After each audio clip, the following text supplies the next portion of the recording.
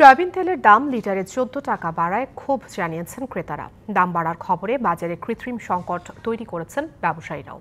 আর বাণিজ্য উপদেষ্টা আবারও ব্যাখ্যা দিয়ে বলেছেন, পরিচালন ব্যয় ও রাজস্ব ঘাটতি মেটাতেই বাধ্য হয়ে দাম বাড়ানো হয়েছে। গত বছর ডিসেম্বরে সবশেষ বোতলজাত সয়াবিন তেলের দাম বাড়িয়ে লিটার প্রতি ১৭৫ টাকা নির্ধারণ করা হয়।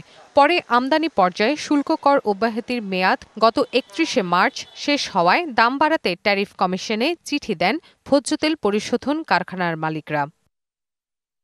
ফলাফল, বোতলজাত প্রতি লিটার সয়াবিন তেলের দাম বাড়ল ১৪ টাকা, আর খোলা সয়াবিন ও পাম তেলের দাম ১২ টাকা বেড়ে হয়েছে ১৬৯ টাকা। এরই মধ্যে রাজধানী সহ দেশের বিভিন্ন জায়গায় বাড়তি দামে বিক্রি হচ্ছে পাম অয়েলও। বরিশালে লিটারে ১০ টাকা বাড়িয়ে বিক্রি হচ্ছে ১৭৫ টাকায়, যা নির্ধারণ করা দামের চেয়ে বেশি।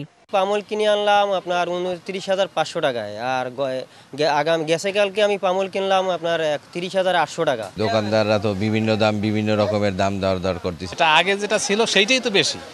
সানবিট সব দিবে সামাল। সানবিট ম্যাজিক প্রেস ডিশওয়াশিং এর মাথা ঘোরানো সলিউশন। এখন যেটা বাড়ছে এটা আমাদের পক্ষে মানা সম্ভব না। এদিকে দাম বাড়ার অজুহাতে দেশের বিভিন্ন জায়গায় সয়াবিন তেলের কৃত্রিম সংকট তৈরির অভিযোগ উঠেছে। ঈদের আগেই ক্রাইসিস ছিল, ঈদের পর থেকে কোম্পানি টোটালি কোনো তেল দেয় না। আমাদের কাছে টোটালি সয়াবিন তেল নেই।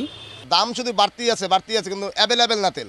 যদিও বাণিজ্য উপদেষ্টা বলছেন, কর ছাড় তুলে নেওয়ায় রাজস্ব ঘাটতি মেটাতে সয়াবিন তেলের দাম বাড়ানো হয়েছে।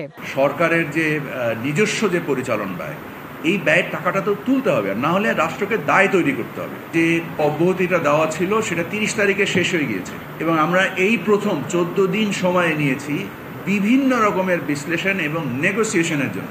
রমজানে জিনিসপত্রের দামের স্বস্তিতে ক্রেতারা অনেকটাই ফুরফুরে থাকলেও ঈদের পরপরই বিভিন্ন নিত্যপণ্যের দাম বেড়ে গেছে।